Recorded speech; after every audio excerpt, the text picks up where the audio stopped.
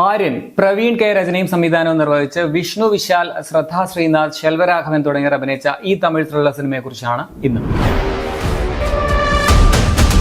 ഒരു TV ഷോയിൽ നിന്നും ആരംഭിച്ച കുറച്ച് നിഗൂഢമായ കൊലപാതകങ്ങളുടെ കേസ് അന്വേഷണമാണ് ആര്യൻ. നമ്മൾ കണ്ടുമടുത്ത വഴികളിലൂടെ സഞ്ചരിക്കുന്ന ഔട്ട്ഡേറ്റഡ് ആയിട്ടുള്ള ഒരു ക്ലീഷേ സ്റ്റോറിയുമായിട്ട് വന്ന പടമാണ് ആര്യൻ. ലോജിക്കൊക്കെ പോട്ടെ, എന്തെങ്കിലും ഒരു പുതുമ, ഏതെങ്കിലും ഒരു കൊള്ളാവുന്ന ഒരു നല്ല ക്യാരക്ടർ, എന്തെങ്കിലും ഒരു ഇമോഷണൽ അറ്റാച്ച്മെന്റ്, ഇതൊന്നും ഇല്ലാത്ത പടം. ക്ലീഷേ പ്രോമാക്സ് എന്നൊന്നും പറഞ്ഞാൽ പോരാ, പുതിയൊരു വാക്ക് കണ്ടുപിടിക്കണം. ഒരു നിർവികാര ത്രില്ലറാണ്. ഈ പഴയ ശങ്കർ പടങ്ങളും രാക്ഷസനും ഒക്കെ കൂടെ മിക്സ് ചെയ്തൊരു കുപ്പിയിലാക്കിയപ്പോൾ ആവറേജ് ആയ റെഗുലർ യെറ്റ് യാതൊരു ഇമ്പാക്റ്റും ഇല്ലാത്തൊരു പടം വിത്ത് നോ ഇമോഷണൽ കണക്ഷൻ.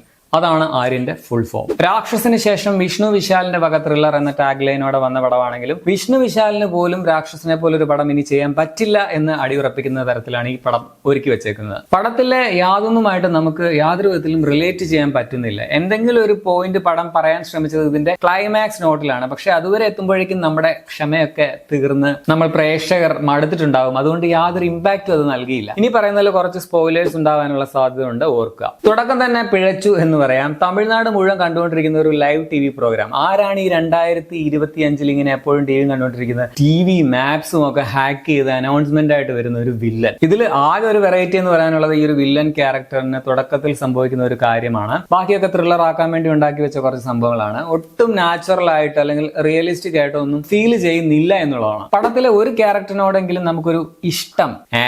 നായകനെ തന്നെ വീക്ക് ആയിട്ടാണ് എഴുതിയിരിക്കുന്നത്. എന്തോ കൊടൈക്കനാൽ സീരിയൽ കില്ലിംഗ് കേസൊക്കെ കണ്ടുപിടിച്ച വലിയ പാർട്ടിയാണെന്നൊക്കെ പറയുന്നുണ്ടെങ്കിലും നിലവിലെ പുള്ളിയുടെ കേസ് അന്വേഷണം ഒക്കെ കണ്ടു കഴിഞ്ഞാൽ ഇങ്ങനൊരു വെറും മണ്ടനാണെന്നാണ് നമുക്ക് തോന്നുക. വില്ലൻ ചെയ്തു വെച്ച പ്ലാനിനനുസരിച്ച് പോകുന്ന ഒരു കളിപ്പാവയാണ്. മസിൽ പിടിച്ച് നടക്കുക എന്നുള്ളതല്ലാതെ യാതൊരു ബുദ്ധിയും ഇല്ലാത്ത ഒരു ക്യാരക്ടർ. എന്തൊക്കെയോ വലുതായിട്ട് കണ്ടുപിടിച്ചു എന്ന വിധത്തിൽ ഓരോന്നും കൊണ്ട് ഇടയ്ക്ക് വരുന്നുണ്ട്. പക്ഷെ അതൊക്കെ പൊളിഞ്ഞ് പാളിഷ് ആവുകയും ചെയ്യും. ലാസ്റ്റ് നായകൻ ചത്താൽ പോലും നമുക്ക് യാതൊരു ഫീലിങ്സും തോന്നില്ല. അത്രയ്ക്കും ദുർബലനായിട്ടാണ് എഴുതി വെച്ചിരിക്കുന്നത്. സോ നായകൻ തന്നെ കൊള്ളാത്തത് കൊണ്ട് ക്യാരക്ടേഴ്സ് ആദ്യം തന്നെ പിഴച്ചു എന്ന് പറയാം. പിന്നെ പോലീസായ നായകൻ, പുള്ളിയുടെ divorce and personal life trauma fresh. പോരാത്തതിന് ഒരാവശ്യമില്ലാത്തൊരു പ്ലാസ്റ്റിക് ഭാര്യ കഥാപാത്രം. ഇവര് ബ്രേക്കപ്പ് ആയോ ഡിവോഴ്സ് ആയോ, എന്താണ് അതിന്റെ കാരണം, അതിനെക്കുറിച്ചൊന്നും നമുക്ക് യാതൊരു ഇൻട്രസ്റ്റും തോന്നില്ല. ഇനി ജസ്റ്റ് ഒറ്റ വാക്കി പറഞ്ഞു പോയാൽ മതി. പക്ഷെ അതിനവരുടെ കഥ കാണിക്കാൻ വേണ്ടി അനാവശ്യമായിട്ട് 2 പാട്ടും കുത്തിക്കയറ്റി അതിന്റെ വെറുപ്പിക്കല് വേറെ. ആ നായ ഇല്ലേലും ഈ പടത്തിന് ഒരു കുഴപ്പം ഉണ്ടാകാൻ പോകുന്നില്ല. ഇതൊക്കെ എത്ര കാലങ്ങളായിട്ട് തുടരുന്ന ആചാരങ്ങളാണ്. ഇപ്പോഴും ഇതൊക്കെ എങ്ങനെ എഴുതാൻ തോന്നുന്നു എന്നുള്ളതാണ്. ഇത് പോരാത്തതിന് ശ്രദ്ധ ശ്രീനാഥിന്റെ വക വേറൊരു പ്ലാസ്റ്റിക് നായികയുണ്ട്. പുള്ളിക്കാരി നാച്ചുറൽ അല്ലാത്ത കൃത്രിമ കഥാപാത്രങ്ങൾ ഇങ്ങനെ തപ്പിപ്പിടിച്ച് അഭിനയിക്കുന്ന നടിയാണെന്ന് എനിക്ക് തോന്നുന്നു. ഈയിടെയായിട്ട് ശ്രദ്ധയുടേതായിട്ട് വന്ന സിനിമകളും സീരീസുകളും ഒക്കെ കണ്ടാൽ നമുക്ക് അങ്ങനെയാണ് ഫീൽ ചെയ്യുക. ഇതിനകത്ത് വിഷ്ണു വിശാൽ ഇങ്ങനെ വില്ലൻ വരച്ച വഴിയിൽ കൂടി ഇങ്ങനെ കേസ് അന്വേഷണം നടക്കുകയാണ് ബിസി ആയിട്ട്. അതിനിടയ്ക്ക് പുള്ളിയെ നിർബന്ധിച്ച് ഒന്ന് വീട്ടിലേക്ക് വരാവോ, കുറച്ച് അത്യാവശ്യമായിട്ടുള്ള കാര്യങ്ങൾ കേസിനെ കുറിച്ച് പറയാനുണ്ടേ എന്നും പറഞ്ഞുകൊണ്ട് ശ്രദ്ധ വീട്ടിലേക്ക് വിളിച്ചു വരുത്തുന്നുണ്ട്. എന്നിട്ട് നമുക്കറിയാവുന്ന കാര്യങ്ങളൊക്കെ തന്നെ പുള്ളിക്കാരി പിന്നെയും പറയുന്നു.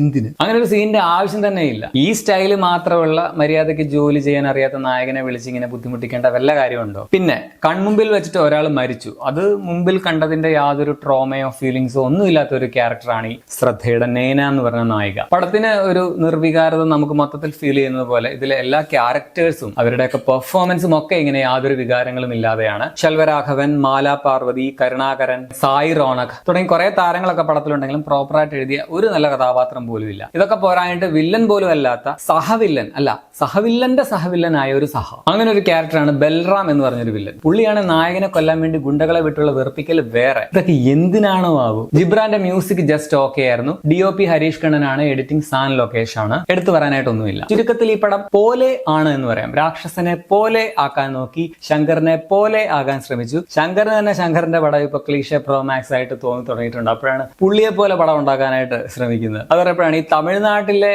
ജനങ്ങൾ മുഴുവൻ ഇങ്ങനെ ഈ ഒരു ഒറ്റ കേസ് മാത്രം ഏത് നേരം നോക്കിക്കൊണ്ടിരിക്കുകയാണോ? ഈ കേസിനെ കുറിച്ച് മാത്രം അവരിങ്ങനെ വീഡിയോ TV-യിലും മൊബൈലിലും ഒക്കെ കണ്ടുകൊണ്ടേയിരിക്കുന്നു. ഇവർക്കൊന്നും വേറൊരു പണിയില്ല എന്ന് തോന്നി. ഇതൊക്കെ വല്ല 2004 പോട്ടെ 2010 വരെ ആണെങ്കിലും വിശ്വസിക്കാമായിരുന്നു. ഈ രാക്ഷസനൊക്കെ റിലീസ് ചെയ്യുന്നതിന് മുമ്പെങ്ങാനുമായിരുന്നു ഈ പടം റിലീസ് ചെയ്തിരുന്നെങ്കിൽ ഇതൊരു ഓക്കെ പടമായിരുന്നു എന്നെങ്കിലും പറയാമായിരുന്നു. മൊത്തത്തിൽ ഒരു ബിലോ ആവറേജ് ഔട്ട്ഡേറ്റഡ് നിർവികാര ത്രില്ലറാണ് ആര്യൻ. വില്ലന്റെ കാര്യത്തിൽ ഒരു വ്യത്യസ്തത ഉണ്ടെന്നുള്ളതല്ലാതെ ബാക്കിയൊക്കെ ക്ലീഷയാണ്. ക്ലീഷ ഇങ്ങനെ രാക്ഷസ വലുപ്പത്തിൽ എഴുതി വെച്ചത് എന്ന് വേണമെങ്കിൽ പറയാം. ഇപ്പോൾ അധികം എക്സ്പീരിയൻസ് ഇല്ലാത്ത ആദ്യമായിട്ട് ത്രില്ലർ പടങ്ങളൊക്കെ കാണുന്ന ഒരു വ്യക്തിയാണെങ്കിൽ ചിലപ്പോൾ ഇത് മികച്ചതായിട്ട് തോന്നിയേക്കാം. 2 മണിക്കൂർ 20 മിനിറ്റാണ് സിനിമയുടെ റൺ ടൈം. 18+ അല്ല 16+ എന്ന് വേണമെങ്കിൽ പറയാം. അപ്പോൾ നിങ്ങൾ ഈ പടം കണ്ടുള്ളവരാണെങ്കിൽ നിങ്ങളുടെ അഭിപ്രായം കമന്റിൽ രേഖപ്പെടുത്തുമല്ലോ.